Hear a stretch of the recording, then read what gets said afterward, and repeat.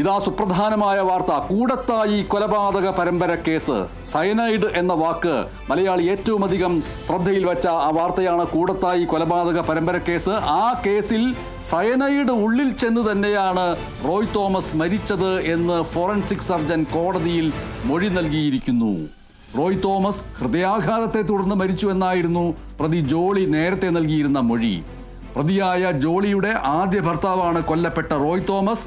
ആ കൊല്ലപ്പെട്ട റോയ് തോമസിന്റെ ഭാര്യയായിട്ടുള്ള ജോളിയുടെ മൊഴി നേരത്തെ ഉണ്ടായിരുന്നത് എൻ്റെ ഭർത്താവ് റോയ് തോമസ് ഹൃദയാഘാതത്തെ തുടർന്ന് മരിച്ചുവെന്നായിരുന്നു. അങ്ങനെയല്ല, മറിച്ച് സയനൈഡ് ഉള്ളിൽ ചെന്ന് തന്നെയാണ് മരണം എന്ന് ഫോറൻസിക് സർജൻ സൂചിപ്പിച്ചിരിക്കുന്നു. കോടതിയിൽ മൊഴി നൽകിയിരിക്കുന്നു. റിയാസ് KMR വിവരങ്ങൾ നൽകുന്നു. ഫോറൻസിക് സർജന്റെ പേര്, ഫോറൻസിക് സർജന്റെ കോടതിയിൽ നൽകിയ മൊഴിയുടെ പൂർണ്ണ വിവരങ്ങൾ എന്തൊക്കെ? റിയാസ് KMR. ഫോറൻസിക് സർജനായിരിക്കുന്ന ഡോക്ടർ പ്രസന്നനാണ് കോടതിയിൽ ഇത്തരത്തിലൊരു മൊഴി നൽകിയിരിക്കുന്നത്. ഏറെ വിവാദമായ കൂടത്തായി കൊലപാതക പരമ്പര കേസിൽ ഈ പ്രതിയായിട്ടുള്ള ജോളിയുടെ ആദ്യ ഭർത്താവായിട്ടുള്ള റോയ് തോമസിന്റെ മരണം അത് ഹൃദയാഘാതം മൂലമാണ് എന്നുള്ളതാണ് നേരത്തെ ജോളി കോടതി മുൻപാകെ മൊഴി നൽകിയിരുന്നത്. എന്നാൽ അത് പ്രോസിക്യൂഷൻ എതിർത്തിരുന്നു. പ്രോസിക്യൂഷന്റെ വാദം ശരിയാണ് എന്ന് തെളിയിക്കുന്ന മൊഴിയാണ് ഇപ്പോൾ ഫോറൻസിക് സർജൻ കോടതിയിൽ നൽകിയിരിക്കുന്നത്. ഈ റോയ് തോമസിന്റെ മരണം സംഭവിച്ചത് സയനൈഡ് ഉള്ളിൽ ചെന്നാണ് എന്നതാണ് മൊഴി. ഒപ്പം തന്നെ പോസ്റ്റ്മോർട്ടത്തിൽ തന്നെ ഇക്കാര്യം വ്യക്തമായിരുന്നു എന്ന കാര്യം പ്രോസിക്യൂഷൻ അറിയിക്കുകയാണ്. 2002-നും 2016-നും ഇടയിൽ ഒരു കുടുംബത്തിൽ 6 പേരെയാണ് ഈ ജോളി ഇങ്ങനെ വിഷം കലക്കിയൊക്കെ സയനൈഡ് നൽകി കൊലപ്പെടുത്തിയിരിക്കുന്നത്. അതിൽ തന്നെ പ്രധാനപ്പെട്ട റോയ് തോമസിന്റെ മാതാപിതാക്കൾ, റോയ് തോമസ് എന്ന് പറയുന്നത് ഈ ജോളിയുടെ ആദ്യ ഭർത്താവായിരുന്നു.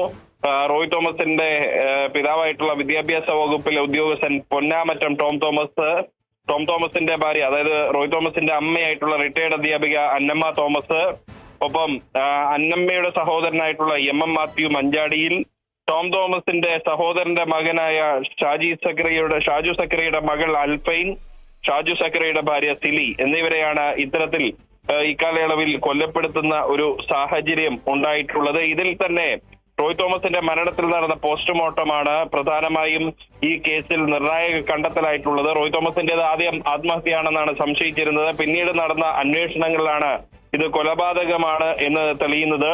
അത് തെളിയാനുണ്ടായ ഒരു സാഹചര്യം, റോയ് തോമസിന്റെ സഹോദരൻ റോജോ തോമസ് വ്യാജ ഒസ്യത്തുമായി ബന്ധപ്പെട്ട് വടകര റൂറൽ SP നൽകിയ പരാതിയാണ് കൊലപാതക പരമ്പരയുടെ ചുരുളഴിച്ചത്. അന്നത്തെ വടകര കോഴിക്കോട് റൂറൽ SP ആയിരുന്ന KG സൈമന്റെ നേതൃത്വത്തിൽ നടന്ന 3 മാസത്തെ അന്വേഷണം, ആ അന്വേഷണത്തിനൊടുവിൽ കല്ലറകൾ തുറന്ന് മൃതദേഹാവശിഷ്ടങ്ങൾ പുറത്തെടുത്ത് നടത്തിയ പരിശോധന, ഇതിനെല്ലാം ഒടുവിലാണ് 2019 ഒക്ടോബർ 5-ന് ജോളി അറസ്റ്റിലാവുന്നത്.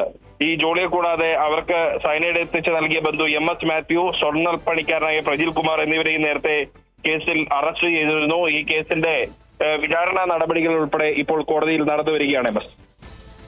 റിയാസ് KMR, ആദ്യ ഭർത്താവായിട്ടുള്ള റോയ് തോമസിന് രാവിലെ കടലക്കറിയിൽ സയനൈഡ് കലർത്തി കൊലപ്പെടുത്തി എന്നതായിരുന്നുവല്ലോ ഈ പോസ്റ്റ്മോർട്ടം നടത്തിയ ഡോക്ടർ R സോനു അന്ന് സൂചിപ്പിച്ചിരുന്നത്. പിന്നീട് ഡോക്ടർ R സോനു അന്തരിച്ചിരുന്നു. അതുകൊണ്ടാണ് വകുപ്പിൻ്റെ ചുമതല വഹിച്ചു വന്നിരുന്ന ഡോക്ടർ K പ്രസന്നൻ്റെ സാക്ഷി വിസ്താരം ഇന്ന് കോടതിയിൽ രേഖപ്പെടുത്തിയത്.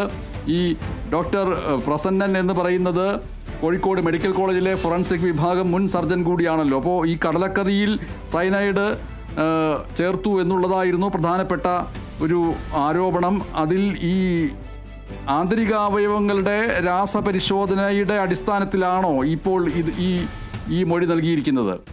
തീർച്ചയായും ഇതുമായി ബന്ധപ്പെട്ട റോയ് തോമസിന്റെ ആന്തരിക അവയവങ്ങൾ ഫോറൻസിക് പരിശോധന നടത്തിയിരുന്നു. ആ ഫോറൻസിക് പരിശോധനയുടെ അടിസ്ഥാനത്തിലാണ് ഫോറൻസിക് സർജനായിട്ടുള്ള പ്രസന്നകുമാർ ഇന്ന് കോടതിയിൽ മൊഴി നൽകിയിട്ടുള്ളത്. ഇത് കേസിൽ ഏറെ നിർണായകമാണ്.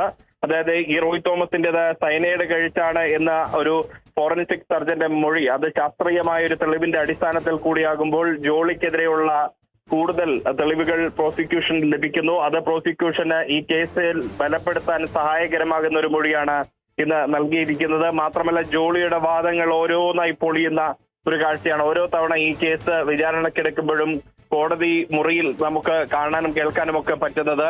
അത്തരത്തിൽ സമാനതകളില്ലാത്ത അല്ലെങ്കിൽ അത്യപൂർവമായ ഈ ഒരു കേസിൽ ജോളിക്കെതിരെയുള്ള കുരുക്ക് മുറുകുന്ന ഒരു സാഹചര്യമാണ് ഇന്നത്തെ ഈ ഫോറൻസിക് സർജന്റെ മൊഴി വ്യക്തമാക്കുന്നത്. ശരി, കൂടത്തായി കൊലപാതക പരമ്പര കേസിൽ പ്രതിയായ ജോളിയുടെ ആദ്യ ഭർത്താവ് റോയ് തോമസ് മരിച്ചത് കടലക്കറിയിൽ ചേർത്തിരുന്ന സയനൈഡ് ഉള്ളിൽ ചെന്നാണ് എന്ന് ഫോറൻസിക് സർജന്റെ മൊഴി വന്നിരിക്കുന്നു. റിയാസ് KMR ആണ് വിവരങ്ങൾ നൽകിയത്. കോഴിക്കോട് മെഡിക്കൽ കോളേജ് ഫോറൻസിക് വിഭാഗം മുൻ സർജൻ ഡോക്ടർ K പ്രസന്നനാണ് ഇന്ന് കോടതിയിൽ ഈ മൊഴി നൽകിയത്. സാക്ഷി വിസ്താരത്തിനിടെയാണ് കോടതിയിൽ ഈ മൊഴി നൽകിയത്. സാക്ഷി പട്ടികയിൽ 123-ാമതായാണ് ഡോക്ടർ K പ്രസന്നനെ ഉൾപ്പെടുത്തിയിരുന്നത്. റോയ് തോമസിന്റെ ശരീരഭാഗങ്ങളുടെ രാസപരിശോധന റിപ്പോർട്ട് പ്രകാരം സയനൈഡ് സാന്നിധ്യം സ്ഥിരീകരിച്ചുവെന്നാണ് ഡോക്ടർ K പ്രസന്നന്റെ മൊഴി വന്നിരിക്കുന്നത്. റോയ് തോമസിന്റെ പോസ്റ്റ്മോർട്ടം നടത്തിയ ഡോക്ടർ R സോനു അന്തരിച്ചതുകൊണ്ടാണ് അന്ന് വകുപ്പിന്റെ പ്രധാനപ്പെട്ട ചുമതല വഹിച്ചിരുന്ന ഡോക്ടർ K പ്രസന്നന്റെ സാക്ഷി വിസ്താരം ഇന്ന് രേഖപ്പെടുത്തിയത്. കോടതിയിൽ 123-ാമതായിട്ടാണ് സാക്ഷി പട്ടികയിൽ പ്രസന്നനെ ഉൾപ്പെടുത്തിയിരുന്നത്.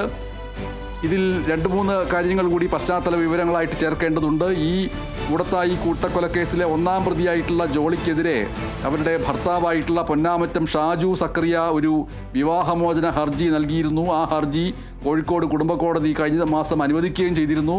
അന്ന് എന്തുകൊണ്ടാണ് ജോളിയിൽ നിന്ന് വിവാഹമോചനം ആവശ്യപ്പെടുന്നത് എന്നുള്ള ചോദ്യത്തിന് നൽകിയ ഉത്തരം, കൊലക്കേസിൽ പ്രതിയായിട്ടുള്ള ഭാര്യയായിട്ടുള്ള ജോളി ഏത് ആക്രമണത്തിനും മുതിരുമെന്നും കേസിൽ ഉൾപ്പെട്ട് റിമാൻഡിൽ വിചാരണ നീളുകയാണെന്നും അതുകൊണ്ട് വിവാഹമോചനം വേണമെന്നും ആവശ്യപ്പെട്ടുകൊണ്ടാണ് അഭിഭാഷകനായിരുന്ന മനോഹർലാൽ മുഖേന നൽകിയ ഹർജി കഴിഞ്ഞ മാസം അവസാനം അനുവദിച്ചത്. 2021 ഒരു ഹർജി നൽകിയിരുന്നു. അത് എതിർഭാഗം പലതവണ കേസ് പരിഗണിച്ചിട്ടും ഹാജരാകാത്തതുകൊണ്ടാണ് തീർപ്പാക്കിയത്.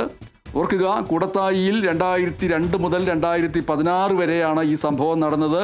ഒരേ കുടുംബത്തിലെ 6 പേരെ ജോളി കൊലപ്പെടുത്തി എന്നുള്ളതായിരുന്നു പ്രോസിക്യൂഷന്റെ പ്രധാനപ്പെട്ട കേസ്.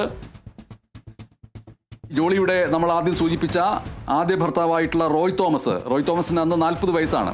റോയിയുടെ മാതാപിതാക്കളായിട്ടുള്ള വിരമിച്ച അധ്യാപകരായിട്ടുള്ള പൊന്നാമറ്റം അന്നമ്മ 60 വയസ്സാണ് അവർക്ക്. വിരമിച്ച വിദ്യാഭ്യാസ വകുപ്പ് ഉദ്യോഗസ്ഥനായിട്ടുള്ള ടോം തോമസ് 66 വയസ്സ്. അന്നമ്മയുടെ സഹോദരനായിട്ടുള്ള മാത്യു മഞ്ചാടിയിൽ 68 വയസ്സ്. ടോം തോമസിന്റെ സഹോദരപുത്രനായിട്ടുള്ള ജോളിയുടെ 2-ാം ഭർത്താവ് കൂടിയായിട്ടുള്ള ഷാജു സ്കറിയയുടെ ഭാര്യ സിലി 44 വയസ്സ്. പിന്നെ അവരുടെ മകൾ ആൽഫൈൻ 2 വയസ്സ്. ഇവരെല്ലാം ഭക്ഷണത്തിൽ സയനൈഡ് നൽകി കൊലപ്പെടുത്തി എന്നുള്ളതാണ് ജോളിക്കെതിരായിട്ടുള്ള പ്രധാനപ്പെട്ട കേസ്. റോയ് തോമസിന്റെ സഹോദരൻ നൽകിയ ഒരു പരാതി ഉണ്ടായിരുന്നു. ആ പരാതിയിലൂടെയാണ് അതിക്രൂരമായിട്ടുള്ള ഈ കൊലപാതക പരമ്പരയെക്കുറിച്ചുള്ള വിവരം നമ്മൾ അറിയുന്നത്.